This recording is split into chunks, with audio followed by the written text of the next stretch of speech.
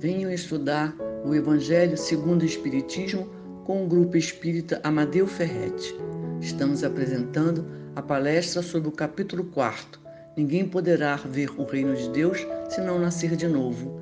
Itens 18 a 23. A reencarnação fortalece os laços de família. Pelo expositor Rafael Galdino, do Grupo Espírita Missionários da Luz. Olá, amigos, tudo bem? Queridos companheiros da Casa Espírita Amadeu Ferretti, com grande alegria que a gente recebeu esse convite de estarmos aqui e nos propomos hoje a conversar sobre a temática que nos foi apresentada, que é a reencarnação fortalece os laços de família, uma temática muito cara para nós espíritas. Então, para iniciarmos nosso diálogo de hoje, a nossa conversa, a nossa apresentação de hoje, nós vamos ler um livro, uma página desse livro maravilhoso que a gente indica a todos, que é o Vida Feliz, de Joana de Ângeles. E diz assim a página: Nunca te omitas ante a tarefa de auxiliar, não somente com o dinheiro, a posição social relevante, o poder que se dispõe de recursos para ajudar. A palavra gentil é geradora de estímulos e valor que logram resultados preciosos. O verbo tem erguido civilizações, como levado multidões à guerra, à destruição. Usa a palavra para socorrer, emulando as pessoas caídas a levantar-se, os que dormem a despertar, e os errados a corrigir-se, e os agressivos a acalmar-se. Fala com elevação e bondade, tornando-te microfone fiel a serviço do bem. Vamos orar. Querido e bom amado Jesus, te agradecemos as palavras nessa mensagem edificante, pedimos o teu amparo para a nossa conversa, carecendo o teu poder em nossas vidas. Ilumina, nos ampara hoje, agora e sempre, e que possamos dar início a essa conversa, a esse estudo, na sua doce e consoladora paz. Que assim seja. Bem, meus amigos, como a gente falou anteriormente, o tema de hoje é a reencarnação fortalece os laços de família. Essa temática ela nos estimula e nos toca em pontos muito caros. Afinal de contas, falar de reencarnação é algo que poucos grupos religiosos falam, e nós aqui, principalmente no Brasil, somos catedráticos em falar disso. Mas a priori a gente precisa recapitular e entender que talvez você esteja me ouvindo aqui agora, talvez você seja um simpatizante ou esteja chegando agora na doutrina espírita e queira entender esse negócio de reencarnação. E para você que já é companheiro nosso de muitos tempos na seara espírita, vale a gente reforçar. Na doutrina espírita a gente compreende, em função de muitas análises e reflexões, que a vida ela está contida e tem como objeto o espírito. O espírito é a grande emanação inteligente da mão de Deus. A gente entende que o corpo esse que vocês estão vendo através do vídeo, que vocês veem nos espelhos e nas outras pessoas, ele é uma vestimenta que essa essência inteligente anima para que essa existência, essa encarnação, possa se dar. O espírito não é composto, não é formado de matéria. Pelo contrário, ele é o que nós definimos como sendo espírito, uma essência imaterial, uma essência, vou usar uma palavra que Kardec utilizava muito, né? Quintessenciada, é uma expressão datada, mas ela nos fornece a ideia de que é um princípio que está no outro extremo da matéria, ele está afastado. O nosso corpo ele é matéria, tudo no mundo material que nós aprendemos com o nosso sentido é matéria, e aqui a gente não está tentando levar o sentido de matéria que a física nos ensina nas escolas e nos livros. A gente está falando de uma dimensão um pouco mais aguçada, até mesmo porque quando a gente entende que essa relação de espírito e matéria ela precisa de um intermediário, já que são opostos, essas partes elas não se equalizariam.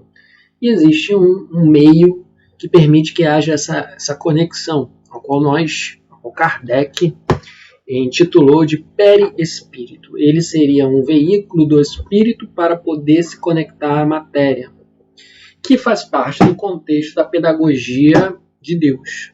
A pedagogia de Deus consiste em nós, espíritos, sermos criados simples e ignorantes, ou seja, desprovidos de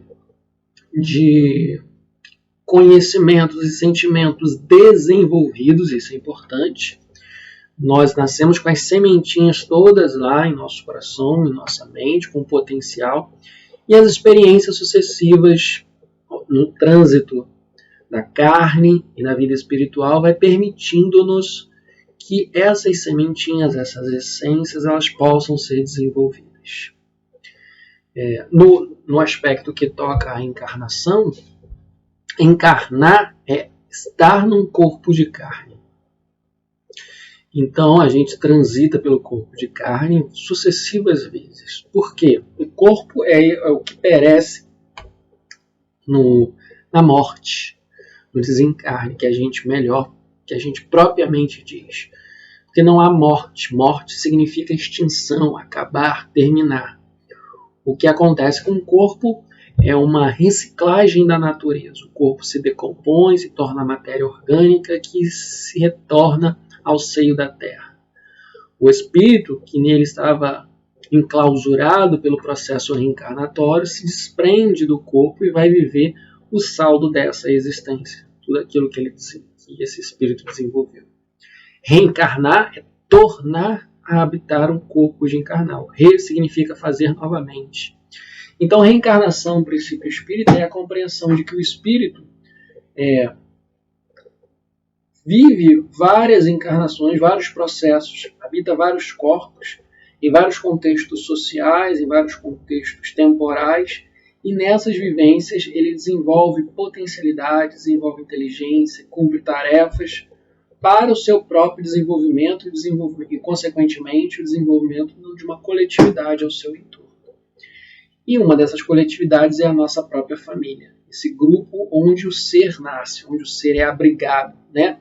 Fruto da relação do pai e da mãe.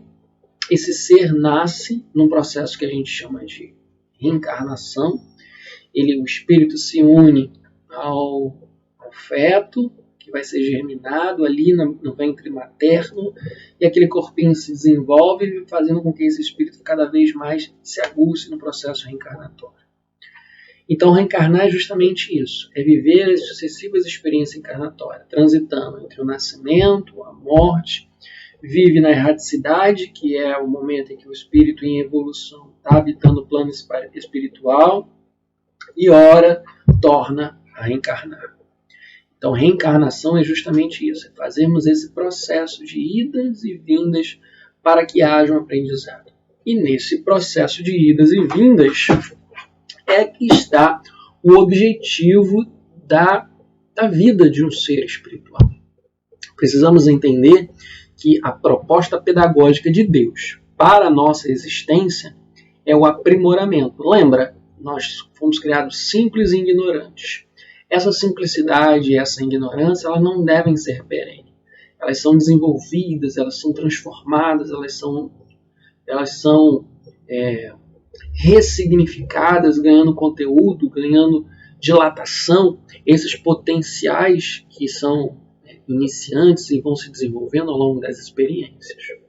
Contudo, nessa transitoriedade de encarnações, nós vivemos sucessivas e inúmeras experiências que, por sua vez, podem somar de uma forma bem simples, que a gente vai dizer, mas podem somar negativamente para o real objetivo da nossa existência, que é dilatar a nossa mente e nossas emoções positivas, nossos sentimentos positivos, melhor dizendo, nossos sentimentos mais elevados para o bom desenvolvimento. Só que o tempero da reencarnação, a proposta de existência, ela é um somatório da existência que nós temos. Eu tenho uma existência, eu vivo uma experiência, essa experiência ela é acumulativa, ou seja, eu levo essa experiência, esse aprendizado, esse desenvolvimento para a próxima reencarnação. A gente pode dizer numa comparação que deve ser guardada as suas proporções, que o processo reencarnatório seria como um processo escolar, em que nós transitamos de série a série, em que nós passamos por ela, e na série seguinte nós levamos o conhecimento da série anterior, para que nos seja possível o aprendizado. Inicialmente aprendemos, somos alfabetizados, depois desenvolvemos os conhecimentos mais desenvolvidos da linguagem, do raciocínio lógico, das reflexões humanas e sociais, o desenvolvimento psicomotor do nosso organismo, e aí a gente vai complexando até atingir o que nós chamamos de um nível mediano de aprendizado, para que a gente possa repercutir na sociedade esse aprendizado.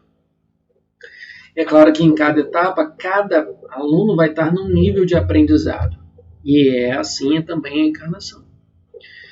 Só que muitas das vezes a gente aprende as coisas de forma equivocada. E se esses equívocos não forem corrigidos, o nosso processo ele vai ser mais difícil. Cada vez que a gente vai passando de série, ele vai se tornando mais difícil. Se nós temos uma escrita errada, um equívoco no nosso raciocínio lógico, vai nos criar dificuldades para os novos aprendizados. No processo reencarnatório é exatamente isso. O nosso desenvolvimento ele é aquilatado pelo bom desenvolvimento. A nível espiritual, o bom desenvolvimento é cumprirmos as tarefas que nos são incumbidas. E que tarefas são essas? Bom, de um modo geral, está ligado ao objetivo central da nossa existência, que é evoluirmos, progredirmos nos sentimentos. Para que isso possa ser possível, Jesus se fez exemplo para a gente, para que a gente pudesse criar um roteiro, uma orientação, um norte para a nossa caminhada. E esse norte, essa orientação, ela criou uma possibilidade de crescimento, uma possibilidade de transformação, de enriquecimento, seja ele nos campos emocionais, nos campos sentimentais e nos campos intelectuais. A capacidade de compreender o mundo e a capacidade de amar ao próximo, amar Deus sobre todas as coisas e o próximo a nós mesmos, é o objetivo central. Mas de que forma todo esse enredo estabelece as nossas relações dentro do grupo familiar? Como que se dá esses processos? Porque, notadamente, as pessoas ao ouvirem de reencarnação, ela pensa assim, nossa, mas eu tenho vários pais, eu vou tendo várias mães, como se dão essas relações? E quando eu tenho uma relação afetiva muito boa com um dos meus parentes, dos meus familiares, como é que essa relação eu perduro ela? Como é que eu encontro? Primeiramente, a gente precisa entender que o contexto é inverso desse raciocínio. A gente parte do pressuposto que a gente quer entender a vida espiritual a partir da vida material, onde, na verdade, o processo não é esse. O processo é entendermos a vida material a partir da vida espiritual, porque essa é a primeira, pré-existente e a mais importante. Porque a vida material ela é transitória, enquanto a vida espiritual ela é perene. O espírito permanentemente ligado ao corpo, ele ora transita no mundo espiritual, todas as noites, com o desdobramento dos sonhos, nos processos de desdobramento, nos intercâmbios mediúnicos, são exemplos disso. A verdadeira vida espiritual a verdadeira vida é a vida espiritual porque ela é perene, ela preexiste, ela se mantém. O espírito torna a habitar um novo corpo, enquanto o corpo ele se recicla no processo da natureza, das leis divinas criadas para esse processo. Então a gente reencarna, a gente não ressuscita, que é habitar o mesmo corpo de carne. Nesse processo, esses sucessivos encontros e trânsitos estão ligados a um enredo que a gente acaba criando. E é claro, se a gente parte de um pressuposto em que a ligação material ela vai explicar a espiritual, a gente perde todo o nosso prumo de reflexão. Mas se nós trouxermos à tona a reflexão de que o princípio espiritual vai explicar os princípios materiais, aí sim, a gente está falando de espiritismo e a gente vai conseguir entender melhor. E de que forma a gente vai entender? As uniões, os laços afetivos, as conexões familiares, elas são construídas, são engendradas por processos espirituais. O famoso planejamento espiritual, mas esse planejamento espiritual, que é organizado antes do nosso reencarne, de acordo com as nossas necessidades, nossas propostas e as nossas possibilidades de desenvolvimento, eles vão estar ligados diretamente à nossa reestruturação moral. Logo, a paternidade, a maternidade, a irmandade, elas vão estar ligadas a essas necessidades. Então, se eu encontro um afeto ou um desafeto no grupo familiar, é porque há uma necessidade dessa convivência para que haja estímulos de transformação ou fortificação e companheirismo, se é um espírito simpático. Esse é o processo que acontece. E, naturalmente, se nós pensamos que as forças espirituais elas estão guiando os encontros e desencontros nos campos da família, naturalmente essas forças espirituais, que são potências muito maiores do que propriamente dito as relações materiais, elas vão ser capazes de unir espíritos de uma forma imensurável. Quantas pessoas não encontraram almas simpáticas e queridas, muito queridas, de uma forma inusitada, fora do grupo familiar? E aí, às vezes, em alguns momentos, pode se revelar para este ou esta que aquele afim é um laço lá de vidas passadas, em que vai pré-existindo e vai se mantendo. E esse laço ele se mantém, porque é a força espiritual que guia a vida material. Então a noção de que você, ao desencarnar, você perde alguém querido e nunca mais vai encontrar, é tentar entender a vida espiritual a partir da material. E isso a gente acaba gerando interrogações, dúvidas e falhas emocionais e intelectuais que geram confusões. Nós primeiro precisamos nivelar o nosso conhecimento, entendendo que a gente precisa entender a vida material do plano espiritual. Se o espírito é pré-existente, se nós mantemos uma relação de afeto, de amor e de carinho, certamente nós nos encontraremos. Porque a lei de atração, a lei de amor, ela permeia todo o universo. Ava, mas me explique então quando a gente encontra desafetos. Porque a lei de atração, ela tende a buscar o equilíbrio emocional. É claro que há os laços de planejamento espiritual, mas muitas das vezes a gente cruza com pessoas na nossa vida que são notórios desafetos nossos. Esses desafetos se expõem justamente por um processo de reajuste. Porque o objetivo, e nunca esqueçamos disso, o objetivo de aqui estarmos reencarnados é o burilamento espiritual. É a decantação das emoções que foram deturpadas ao longo do tempo com condutas equivocadas nossas e que hoje nós chamamos de sentimentos errados ou inferiores. Nós vamos conseguir entender no Espiritismo que, na verdade, não existe sentimento ruim em nós. Não existe o ódio, não existe o rancor, não existe a mágoa. O que existe são sentimentos, são bons sentimentos que foram deturpados. O melhor exemplo que a gente sempre traz é a questão do egoísmo, né? O que é o egoísmo? É uma pessoa que pensa em si de forma exacerbada, onde, na verdade, o pensar em si é fundamental para a promoção espiritual do semelhante. E isso a gente pode compreender muito bem quando a gente faz uma reflexão sobre a palavra de Jesus, em que fala amar o próximo como a ti mesmo, exigindo de nós uma relação saudável conosco. Para que tenhamos uma relação saudável, nós precisamos debruçar atenção, zelo, carinho, amor sobre nós mesmos, porque ninguém consegue dar ao outro aquilo que não tem. Então, uma pessoa que foca em si de forma exacerbada está extrapolando as medidas, e esse extrapolar é o que chamamos de egoísmo. Por isso que nas obras de Joana de Anjos, nas obras fidedignas, as obras kardecianas, que a gente chama de obras subsidiárias, que são aquelas que trabalham o aspecto psicológico do ser, fortificando, nenhuma delas fala que a gente deve arrancar uma emoção, você deve acabar com o egoísmo, você deve destruir, você deve tirar. Todas elas falam de reeducação emocional, reeducação essencialmente sentimental. Por quê? Porque, na verdade, os vícios, as emoções menos felizes são desequilíbrio das emoções superiores, a qual nós reencarnamos para encontrar o equilíbrio. A desmedida, né?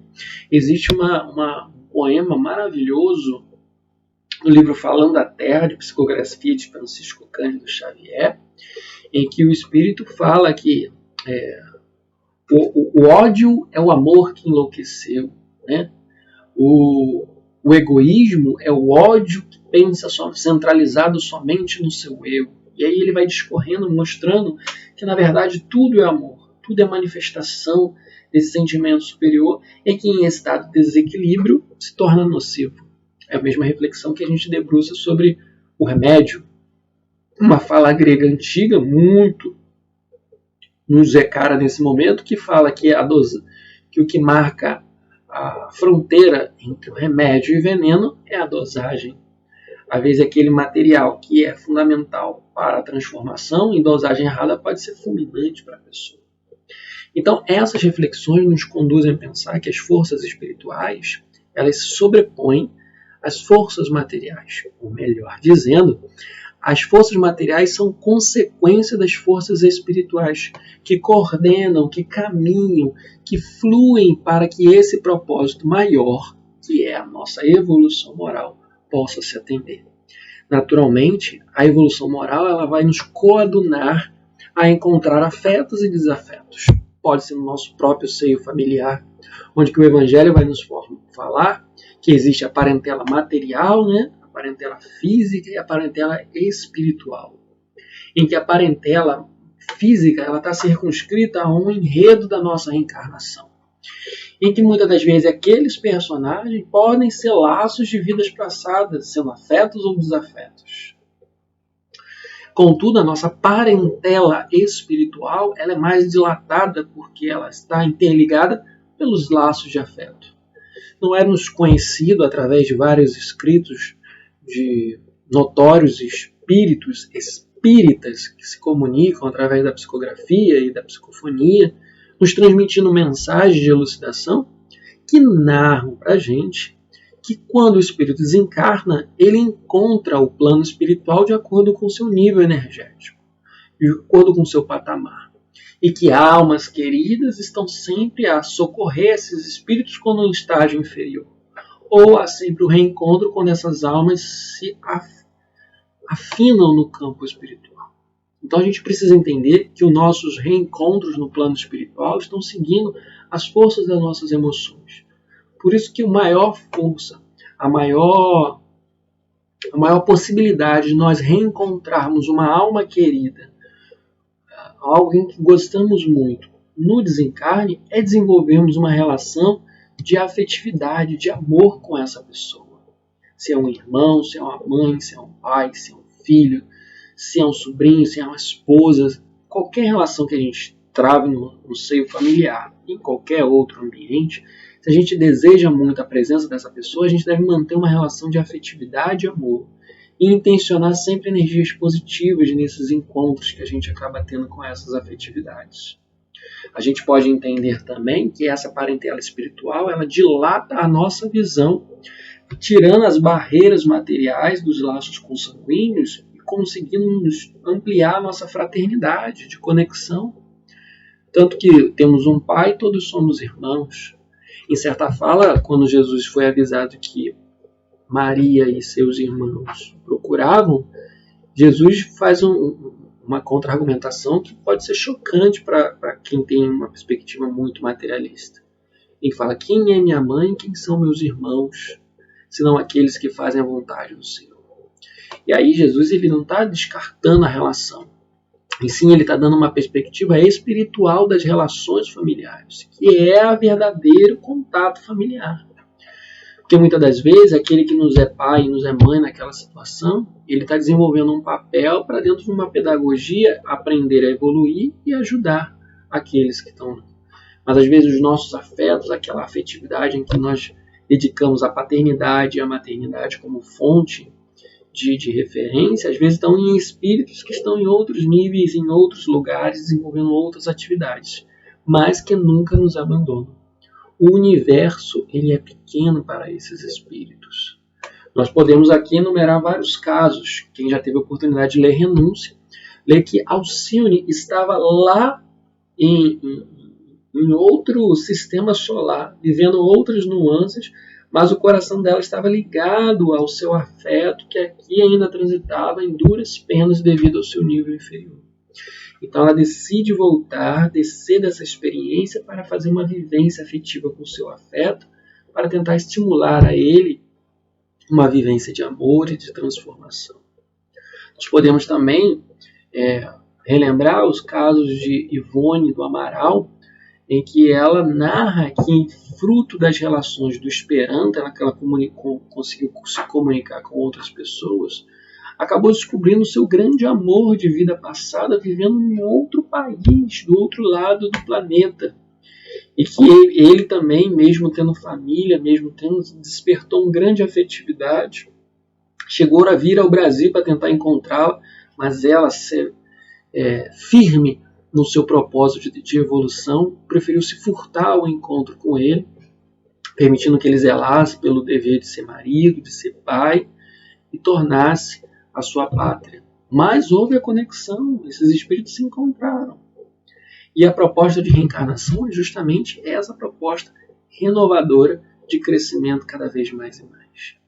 Meus amigos, essas reflexões foram muito gostosas de fazerem com vocês. Nós agradecemos o carinho e a atenção de todos.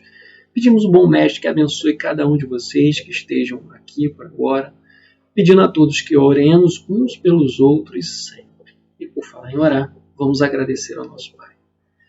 Querido e bom amado Jesus, te agradecemos a tua luz imorredora que desce sobre nós. Alivia-nos das dores e nos impulsiona ao crescimento.